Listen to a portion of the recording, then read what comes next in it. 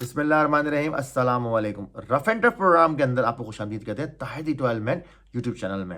HBL PSL season 11 का आज दूसरा मैच खेला गया। कराची किंग्स बामुकाबला कोयटा ग्लैडिएटर्स और कोयटा ग्लैडिएटर्स को शिकस्त हुई 14 रन से और यूं कराची किंग्स ने अपना पहले मैच में फतह हासिल की। अब बात करें मैच समरी की तो मैच समरी आपके सामने है। और कोयटा ग्लैडिएटर्स ने टॉस जीत के पहले बॉलिंग करने का फैसला किया और कराची किंग्स ने 20 ओवर के अंदर 181 रन बनाए और उनके 7 खिलाड़ी आउट हुए। अगर हम बात करें जो रन्स जिनकी तरफ से हुए हैं वो मोइन अली थे जिन्होंने 48 रन की इनिंग्स खेली, नॉट आउट रहे। 29 बॉलों का उन्होंने सामना किया, 4 चौके और 3 छक्के उन्होंने लगाए।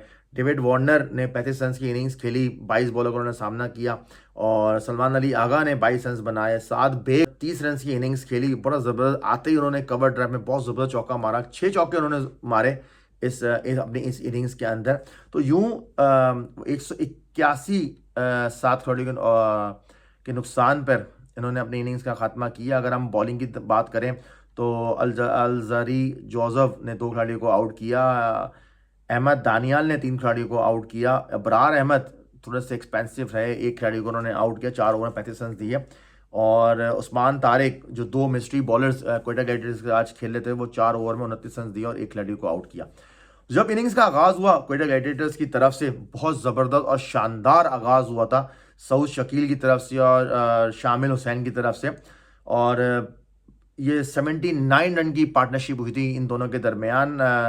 या स्क्रीन पे आपके सामने स्कोर भी चल रहा है। सऊद शकील ने 33 रन की इनिंग्स के लिए 25 बॉलों का उन्होंने सामना किया।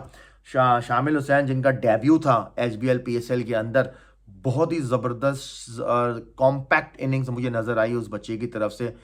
एक्सपीरियंस नहीं था जिसकी वजह से जिस बॉल को उन्होंने मिड विकेट मारना चाह रहे थे, सलमान अली आगा की जो राउंड द विकेट आए थे, स्किट कर रहे थे बॉल को कि वो अंदर की तरफ आई थी उनकी बॉडी में, तो इसलिए वो उनको एलिवेट नहीं कर सकी और वो मिड ऑन पे कैच हुए और उनका कैच पकड़ा था मोइन अली ने। बहुत ज़बरदस्त कैच पकड़ा, स्ट्रेट कैच गया था, फ्लैट कैच गया था। तो ये थोड़ा सा एक्सपीरियंस की कमी थी, लेकिन आई एम श्योर कि जिस तरह से वो बच्चा खेल रहा है वो कहीं ना कहीं आगे चल के पाकिस्तान के लिए बहुत नाम रोशन करेगा। और अभी रिसेंटली बांग्लादेश सीरीज़ के अंदर उसका डेब्यू भी हुआ था।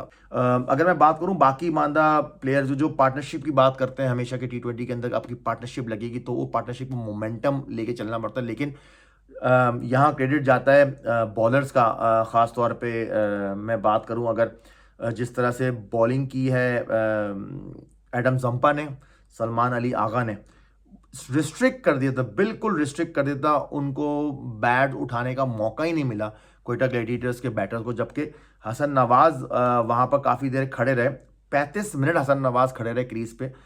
24 बॉलों में 19 रन बना सके लेकिन वो फिनिश नहीं कर सके जिस तरह की फिनिश की तवक्कुआत उनसे हो रही थी। राली रसूल वहाँ पर मौजूद थे, 25 रन उन्होंने 25 रन बनाए, 21 बॉलों का उन्होंने सामना किया।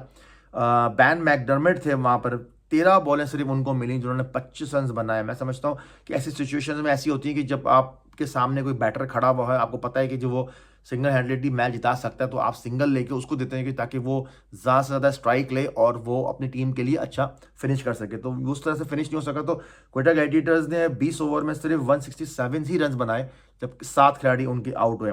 अगर मैं बॉलिंग की बात करूं तो जिस तरह से मैंने स्पिनर्स के बारे में बात की है कि एडम जंपा और सलमान अली आगा ने सिर्फ मिला के तो टोटल दोनों ने 6 ओवर के अंदर 36 रन दिए और 2 खिलाड़ियों को आउट किया। दोनों कीमती विकेटें उन्होंने हासिल की थी। एडम जंपा ने ख्वाजा नाफे को बोल्ड किया था फ्लिपर मार के और सलमान अली आगा ने जो पार्टनरशिप ब्रेक की थी जिसमें शामिल को आउट किया था मिड लॉन्ग ऑन पे। अगर बात करें तो जो स्टार बॉलर था इस पूरे इनिंग्स के अंदर वो हसन अली था। जिस तरह से हसन अली ने 4 खिलाड़ियों को आउट किया, बड़ी ही शानदार किस्म की उसने बॉलिंग की है। शो किया हसन अली ने कि जी ये हसन अली है और एक्सपीरियंस का कोई मोल नहीं है, एक्सपीरियंस बहुत ज़बरदस्त है। और एक स्टेज पे ऐसा लग रहा था कि Hasan Ali on a hattrick भी थे, लेकिन वो हैट्रिक नहीं हो सकी क्योंकि जो स्लोअर वन उन्होंने की तो अहमद दानियाल ने आके ब्लॉक कर दिया, तो वो हैट्रिक नहीं हो सकी। लेकिन जो शानदार बॉलिंग का मैं यहाँ बात करूँगा, बॉलिंग का डिस्प्ले हुआ है और जिस तरह से कैप्टनसी डेविड वार्नर ने की है, किन सिचुएशंस में किस तरह से अपने बॉलर्स को लगाना है, क्योंकि थोड़ी सी नई टीम थी उनकी, नए जेल होके खेले थे, लेकिन मैं समझता हूँ अच्छी उन्होंने बॉलिंग की है। और प्लेयर ऑफ द मैच की अगर हम बात करें तो player of the match Moeen Ali थे, जिन्होंने 48 रन की इनिंग्स खेली थी, 29 बॉलों का उन्होंने सामना किया था और 2 कैचेस भी उन्होंने पकड़े और 1 आउट भी किया मोइन अली ने। तो वो जिस तरह से हम बात करते हैं कि एक मोमेंटम चाहिए होता है और वो जो कैरी करना होता है ऐसे सिचुएशंस में, तो उस तरह से उन्होंने उसको कैरी किया और मैं समझता हूँ कि कराची किंग्स ने थोड़ा सा उनको मुश्किलात हुई थी आखिरी स्टेज में। लेकिन एक चीज़ जो हमें नज़र आ रही है, क्योंकि एक एंड से तो मोइन अली नया बॉल करने आए थे, तो दूसरे एंड से मीर हमज़ा बॉल कर रहे थे, लेकिन मीर हमज़ा आज बहुत एक्सपेंसिव रहे। माना ठीक है, होता है कभी कभी सिचुएशन आती हैं, लेकिन 4 ओवर में 57 रन दिए और सिर्फ 7 ही वो डॉट बॉल्स कर सके थे और 1 वाइड भी हुई। लेकिन आई एम श्योर कि वो जितना मीर हमज़ा का एक्सपीरियंस है, वो आगे चल के कमबैक ज़रूर करेंगे और कराची किंग्स के लिए बड़े ही अहम बॉलर वो होते हैं। तो ये जिस तरह से हम बात करेंगे जी, कोयटा ग्लैडिएटर्स को पहले मैच में शिकस्त हुई, तो कोयटा ग्लैडिएटर्स को ये सोचना होगा अपने डगआउट में जाके कि एक स्टेज पे जब उन्होंने मैच पकड़ लिया था और वहाँ पर डेविड वार्नर को भी आउट कर गए थे और सलमान अली आगा को भी आउट कर गए थे, साद बेग की और मोइन अली की जो पार्टनरशिप लगी थी, मैं समझता हूँ कि वो जो मोमेंटम मिला और फिर मोइन अली ने एक चीज़ साबित की कि एक्सपीरियंस होता है, जब आप एक्सपीरियंस हो, आप क्रीज पे खड़े रहें, तो आपको पता होना चाहिए कि किस तरह से मैंने फिनिश करना है। तो वो मोइन अली ने ये चीज़ शो की है और मैं समझता हूँ जितने भी यंगस्टर्स हैं जो ये मैच देख रहे हैं, तो वो ज़रूर इस चीज़ को देखेंगे, अपने पास मेमोराइज करेंगे चीज़ों को, क्योंकि इन सिचुएशंस में आप क्लीन क्रिकेट भी खेल सकते हैं जिस तरह से मोइन अली ने क्रिकेट खेली है। तो यूं इस मैच का अख्ताम हुआ। डबल हेडर की अगर हम बात करें तो वहाँ पर डबल हेडर है कल, क्योंकि वीकेंड है और डबल हेडर है।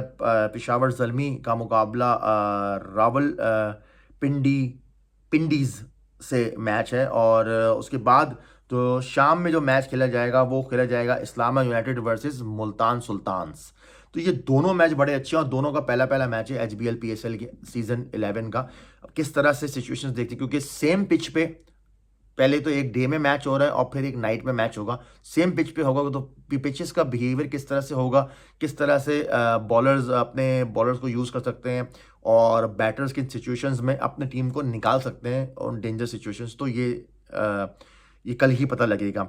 और सबसे पहले आप लोगों का बहुत शुक्रिया, आप लोग ने जो लास्ट जो प्रोग्राम था वो बड़ा आपने लाइक किया और जिन्होंने सब्सक्राइब नहीं किया है वो चैनल प्लीज़ सब्सक्राइब करें, कमेंट्स अपने ज़रूर दें, लाइक करें, शेयर करें, अपने फ्रेंड सर्कल में ज़रूर भेजें ताकि इससे ज़्यादा से ज़्यादा लोगों को पता लगे, लोग कमेंट्स करें और ताकि जो बेहतरी कर सकते हैं हम अपने इस प्रोग्राम में उस पर बेहतरी लाएँ।